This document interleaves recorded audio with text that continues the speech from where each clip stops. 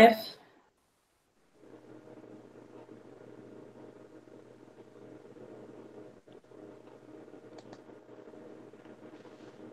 guys, name is Tisa. I'll be starting off our presentation on increasing step count. For our presentation, I was in charge of the abstract, interserver agreement, as well as the graph and the tables. My name is Betsy, and I was in charge of the baseline, the intervention phases, and the design. My name is Ellen, and I was in charge of finding articles for the literature review and writing the literature review. Hi, my name is Sean. I was in charge of part of the results as well as writing the conclusion and our as well as our limitations. Hi, my name is Anna Washabot. I was in charge of the participants, the settings, the behavior definition, and the treatment integrity. So the study our group chose to replicate measured low-cost intervention and increased physical activity needed to treat and prevent obesity. 11 healthy adult Fitbit accelerometers for a total of the initial baseline phase. Subjects were able to revise draws on wearing the Fitbit. Precise schedule used to determine individual price draw criteria while in these. The final week was a return to baseline phase. 4 participants in the study increased step counts as a result of the intervention.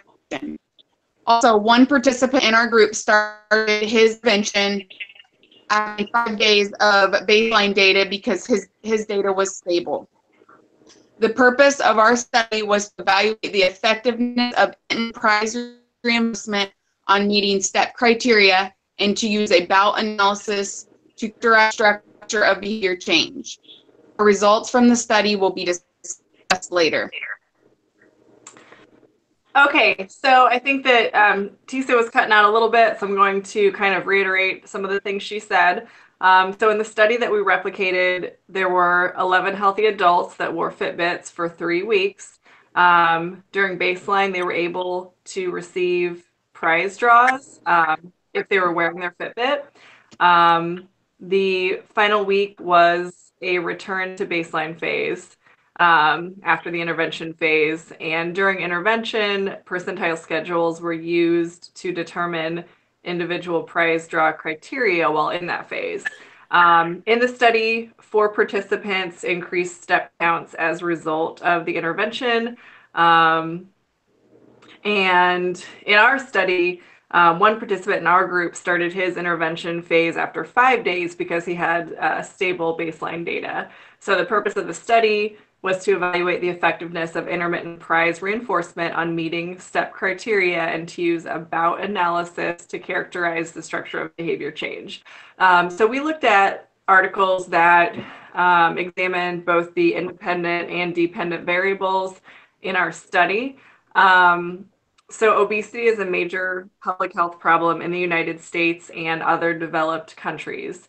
In the US, 65.7% of adults are overweight, and an additional 30.6% are considered to be obese. This was a study by Schneider, Bassett, Thompson, Pronk, and Bilek. We looked at a research study by Musto, Jacobs, Nash, Del Rossi, and Perry, done in 2010.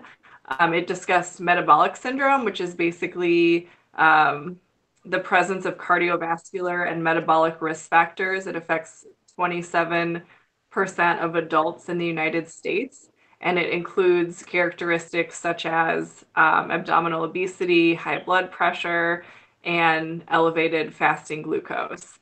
So due to the fact that physical inactivity is now the 4th leading risk factor for mortality worldwide, it's imperative to find a cost-effective way for people to increase their activity level and decrease these health risks. So it's recommended by the American College of Sports and Medicine to engage in at least 30 minutes of moderate intensity cardio exercise 5 days a week. And a study by Andrade, Berry, Litt, and Petrie, showed that exercise or that walking is one convenient and easily accessible form of getting exercise. So the study at all, they used a quasi-experimental group design that had 3 phases. It was baseline, a 12-week worksite pedometer program, and then there was a post-testing phase. So after the post-testing phase, the women in the study were categorized into either an active or control group based on the amount that their steps improved during the study. And the purpose was to examine the effects of progressively increasing the amount of steps walked per day on the METS component. So again, that was the metabolic syndrome, presence of cardiovascular and metabolic risk factors. The intervention phase of this study involved observing overweight sedentary women that were enrolled in a worksite pedometer program. It used gradual weekly progression towards a goal of 10,000 steps per day. So during intervention or during the study, the participants received a pedometer, a guide providing details of the program, a daily step log, and an education booklet. During baseline, the participants wore their trackers and resumed or continued normal physical activity. They self-reported their steps, and then subsequent week step goals were calculated by a database application. Once each participant's step goal reached 10,000 steps a day, the progression was reduced to a 3% increase for the rest of the study. So this study found that the women who were categorized in the active group after the post-testing, they showed significant within-group improvements in fasting glucose and waist circumference. In addition, significant differences were found in resting heart rate and body mass index. So this study suggests that incrementally increasing steps a day up to a goal of 10,000 steps a day is a viable starting point to reduce the health risk factors associated with metabolic syndrome. We also looked at a study by Schneider et al. From 2006. And this study looked at the effects of a 10,000 steps per day goal on the participants' body weight, body composition, resting blood pressure, and fasting lipid profile among overweight and obese adults. This study used a single group repeated measures experimental design, and it was a 36-week intervention. So it started with a 2-week baseline period where participants were instructed to wear the pedometer but not change their activity. And then during intervention phase, they were given a physical activity goal that led them towards walking at least 10,000 steps a day. So similar to the other study, they were incrementally increasing their steps up to a goal of 10,000 a day. The participants that completed the study showed significant improvements in body weight, BMI, fat mass, waist circumference, hip circumference, and high density lipoprotein. So it's been demonstrated that obesity is a major health problem, and also that if you can increase the number of steps taken each day, you can significantly improve the health-related risks that are associated with being overweight. So therefore, it's of interest to determine an effective low-cost way to get individuals to take more steps and increase their activity level. Multiple studies have been done concerning how to establish and maintain high activity levels in adults. According to Burke, Wang, and Svec in their 2011 article, a systematic review of the literature on 3 components of self-monitoring and behavioral weight loss studies. So they looked at diet, exercise, and self-weighing. The article evaluates 22 studies focused on self-monitoring weight loss. 15 of the 22 studies concentrated on dietary self-monitoring, 6 on self-weighing, and 1 on self-monitoring exercise. A variety of self-monitoring methods were used, including digital scales, the internet, and paper diaries. There was a significant association found between self-monitoring and weight loss. So this study showed that it is effective for people to self-monitor in order to reach the goal of losing weight. Then talking about our independent variable, there was a study done by Gitsa, Epstein, Schmittner, Vahabzadeh, and Ling in 2008. And this study looked at prize-based contingency management, which is what the study that we replicated, that's the intervention they used. And they looked at its effects on cocaine and heroin abstinence. So the study looked to determine the optimal reinforcement schedule to increase the likelihood of abstaining from cocaine and heroin. They examined the effects of both the probability of winning a prize, so high versus low probability, as well as the size of the prize, small, large, and jumbo. And what they found was that the high probability of winning, but not the size of each prize, was associated with a greater percentage of cocaine negative, but not heroin negative urine samples. The study by Andrade et al. Looked to evaluate a reinforcement thinning schedule to maintain high activity levels.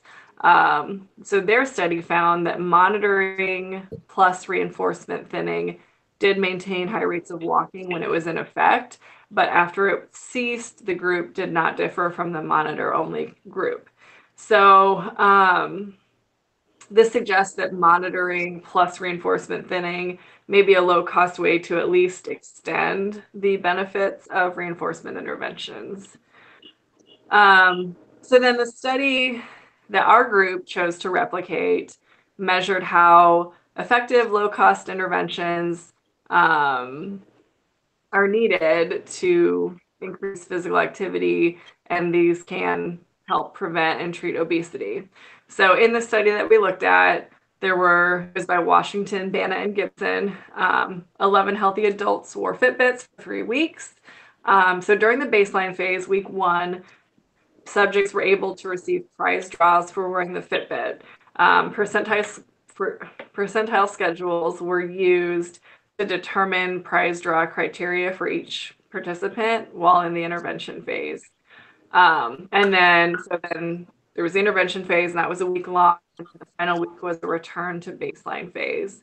4 participants in the study did increase their step counts as a result of the intervention. There are many benefits to using contingency management procedures to increase step counts. So first, it requires an objective measurement.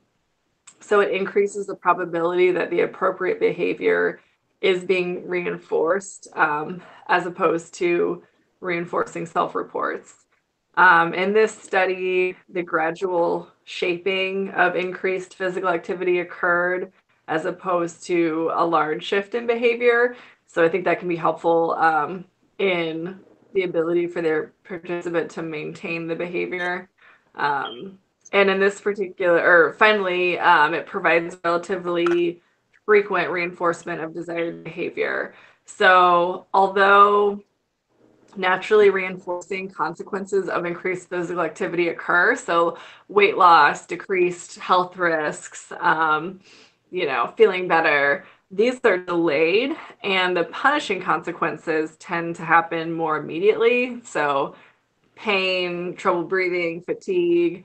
So with this being the case, prize-based contingency management is effective and useful in reinforcing increased physical activity in the short term, which in turn improves overall health of the participant.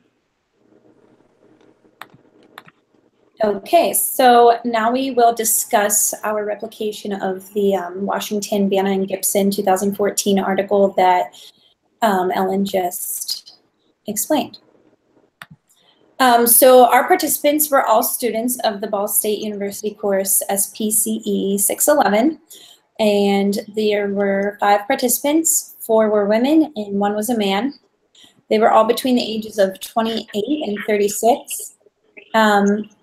So we had Tisa, she is a female, age 33. Betsy, she's a female, age 29.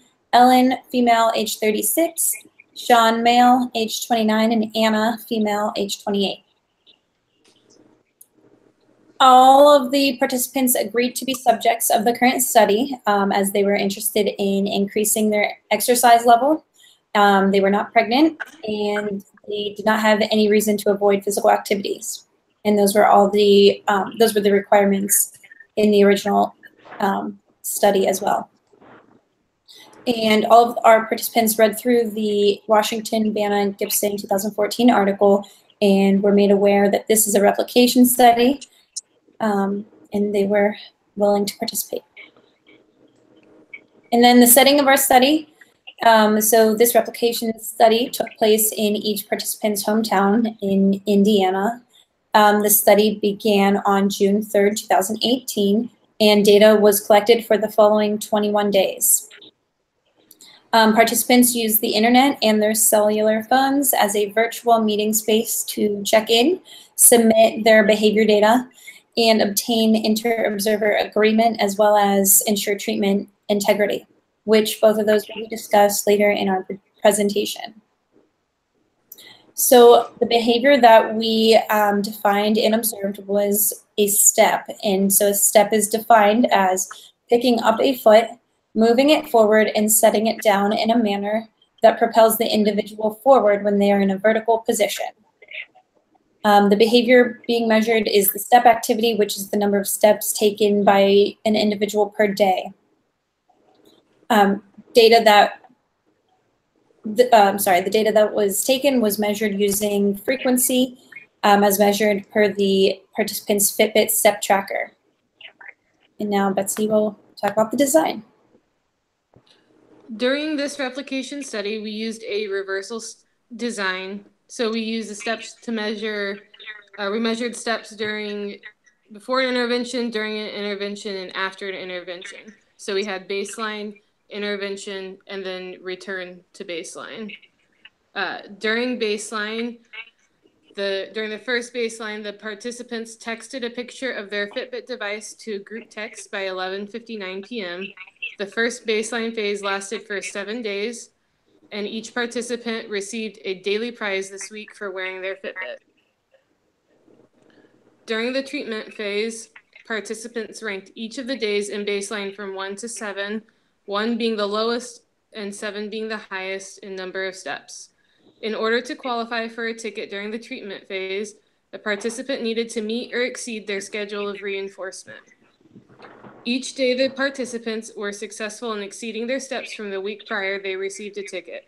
If a participant didn't exceed their steps, they did not receive a ticket or prize and continued to work towards earning a prize and increasing their steps. Participants sent a picture of their Fitbit tracker to a group text by 11:59 p.m. Participants earned various prizes throughout this phase. In order for participants to earn a prize, they needed to earn tickets. They earned a ticket by ranking the past 7 days from least to most.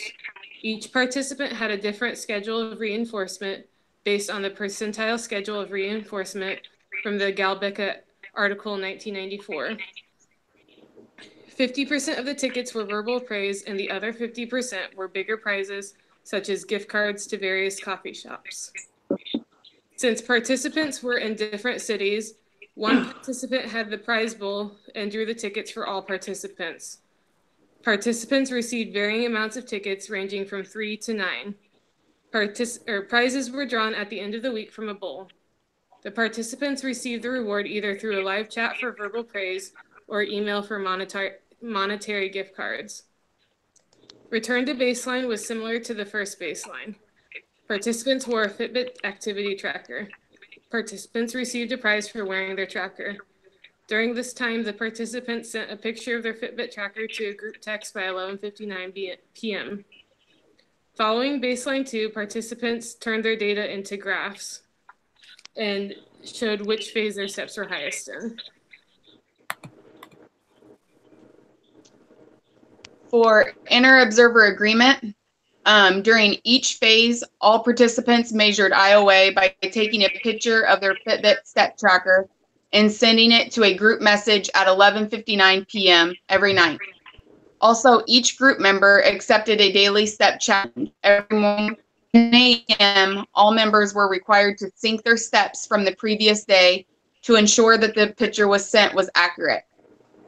IOA was calculated using total count IOA, in which the smaller frequency was divided by the larger count and multiplied by 100 to find the IOA percent.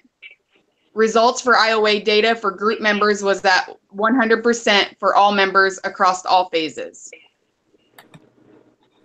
And for treatment integrity, each participant held each other accountable for sending pictures to the group text message each day. So if one person did not share their picture, the first person to submit the picture for the day was to send a text message to the person who forgot and remind them. Additionally, every participant read through a copy of the procedures section in order to understand proper implementation of the baseline and the intervention phase.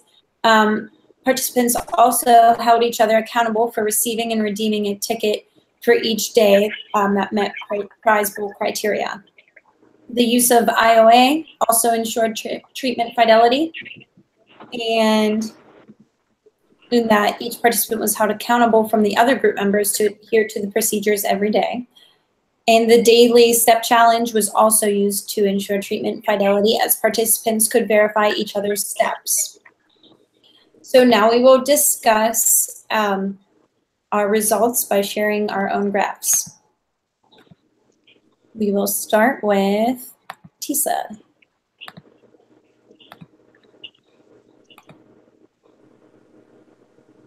Okay. Okay, so my average data for baseline 1 was 6,979 steps. And the range was 6,544 to 7,654. For intervention, my average was 11,185, and the range was 10,122 to 12,541. And for baseline 2, the average was 8,706, and my range was 8,256 to 9,213.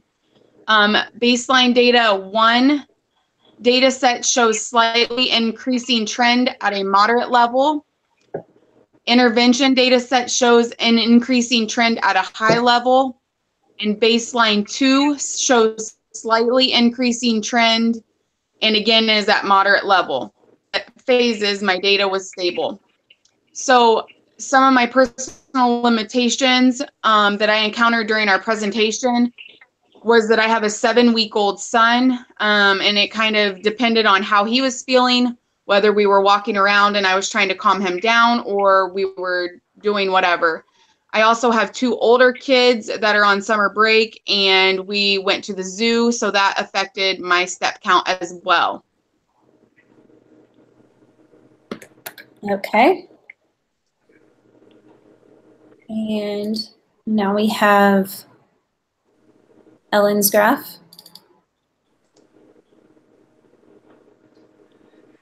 Okay, so with my results, so my average steps for baseline 1 were 10,572. The range was 9,982 to 11,240. For the intervention phase, my average step count was 14,609. And the range was 12,644 to 16,322.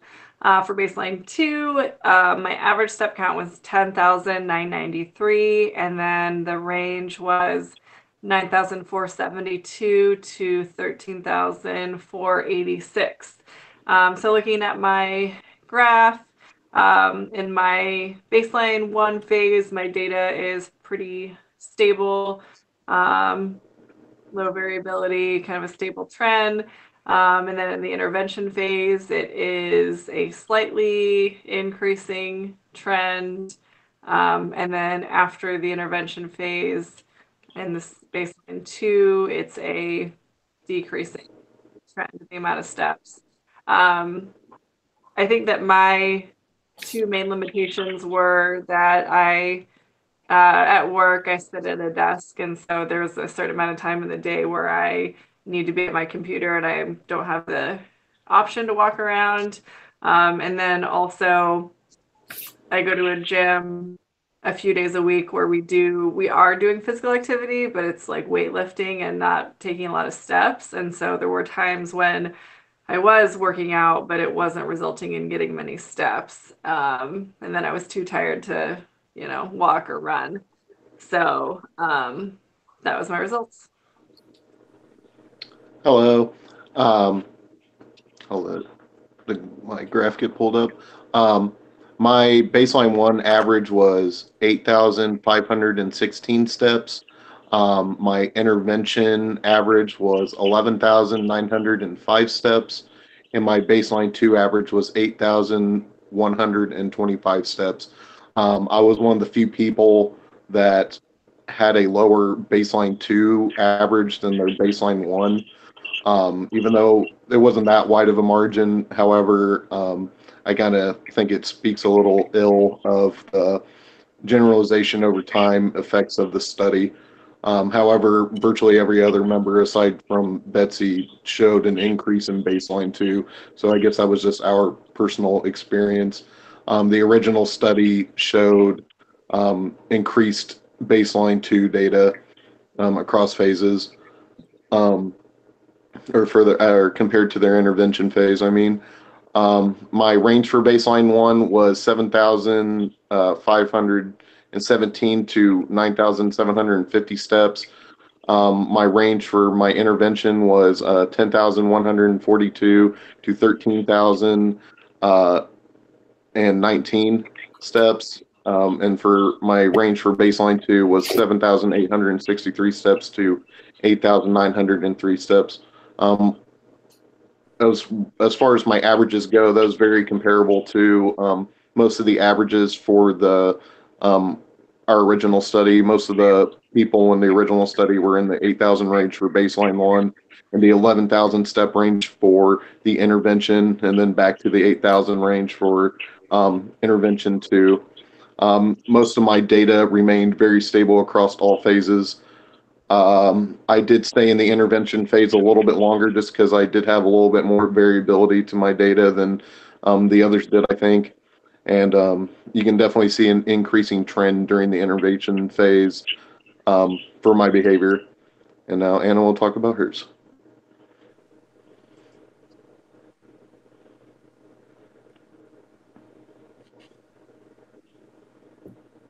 Okay, so for my graph, I have a baseline one average of 8,541 steps, intervention average of 11,557, baseline two average of 9,150.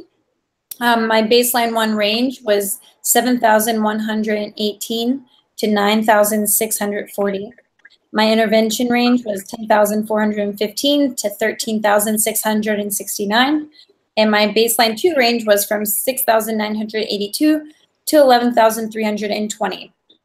So in my baseline one, I had a slight decreasing trend with a moderate level.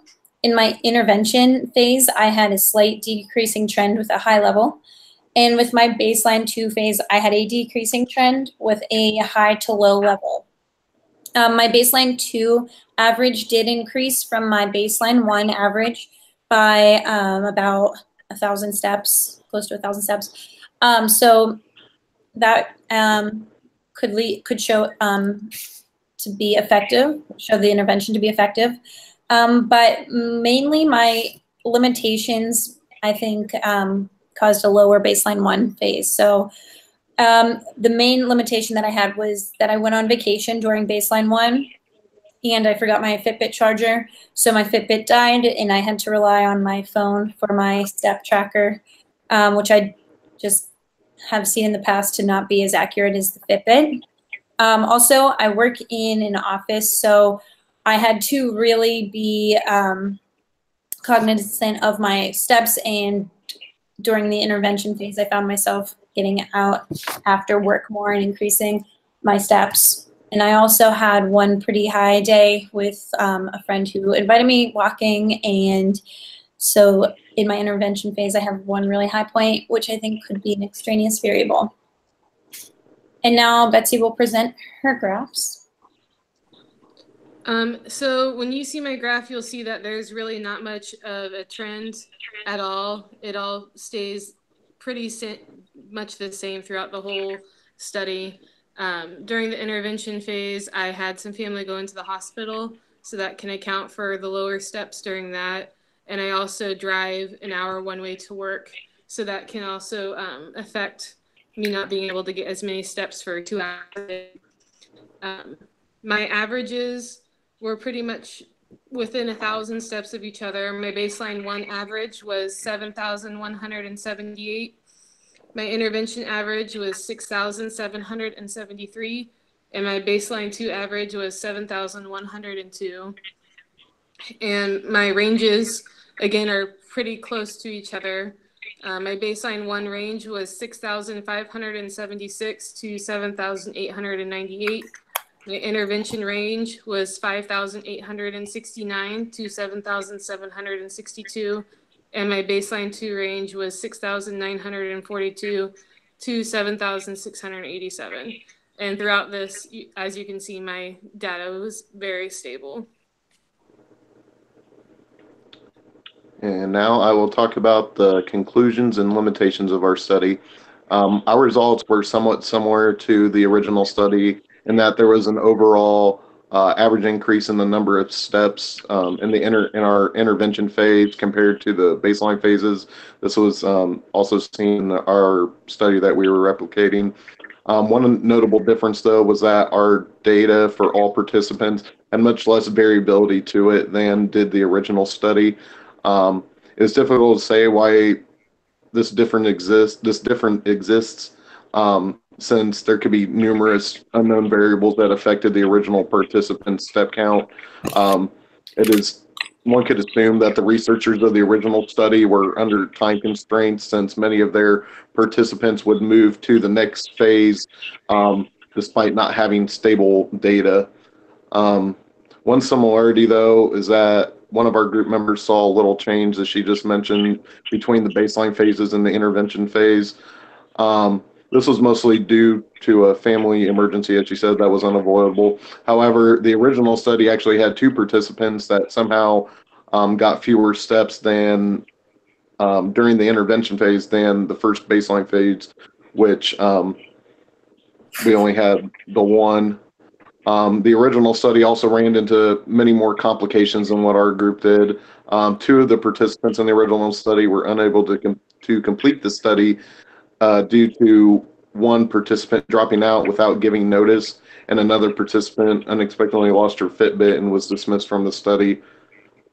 And 2 other subjects somehow got corrupted data downloaded from the Fitbit website. Unfortunately, the authors didn't really elaborate on what they meant by this. From my experience doing this replication project, data is usually uploaded to the Fitbit app or the website. Nonetheless, these individuals' results were removed from the original study. Our group baseline average overall was 8,357 steps, whereas the original study's baseline average was 9,003 steps. So our baseline data was not too terribly off from theirs. Our intervention average was 11,206, whereas theirs was 11,606. So again, our phase averages were pretty similar there as well. Our baseline 2 phase average was 8,815, and theirs average steps was 9,184. So overall, I would say that the effect of the intervention did show generalization over time, even once the intervention had been withdrawn. Aside from the first baseline phase, our averages were less than 500 steps of each other compared to the original study. So therefore, I would say that we were able to replicate the study with a fair amount of accuracy and got very similar results. Unfortunately, the authors of the study did not give exact step counts for each participant walked each day, and the graphs that they provided use a very large scale on their y-axis, making it extremely difficult to tell exactly how many steps each individual walked each day, so making it pretty much impossible to get a real range on their daily averages. However, one can easily see that their numbers were slightly higher than ours, and this could certainly be due to the fact that the reinforcers that they used were much more expensive than the ones that we used. The highest reinforcer that we could earn was a $5 gift card, whereas theirs lowest reinforcer, aside from verbal praise, was $5. So they actually had one item that was worth like $125, which we did not do. Also, although our results were comparable to the original study, our replication of the study did have a few limitations.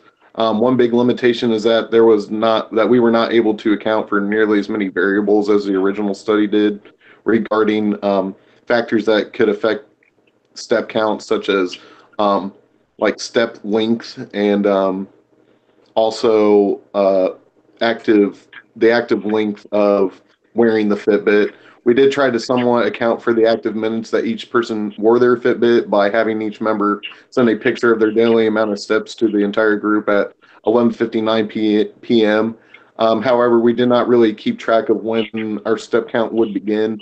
Rather, we would just simply put on our Fitbits whenever we woke up.